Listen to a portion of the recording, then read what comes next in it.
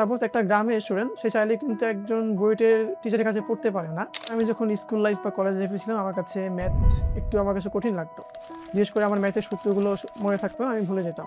But আস্তে, আস্তে যখন আমি এটাকে প্র্যাকটিস করতে শিখলাম প্লাস হচ্ছে জিনিসটাকে আয়ত্ত করতে শিখলাম তখন আমার কাছে ম্যাথটা অত বেশি কঠিন লাগে নাই। আমার স্টুডেন্টদের মধ্যে আমি দেখলাম যে তাদের ক্ষেত্রে ম্যাথে যে প্রবলেম হয় তারা সেটা হচ্ছে তারা সূত্র মনে রাখতে পারে না। প্লাস হচ্ছে তাদের প্র্যাকটিসের অভাবে তারা ম্যাথটাকে ভালো করে বুঝতে পারে না বা হচ্ছে এখানে তারা হতাশ হয়ে যায়।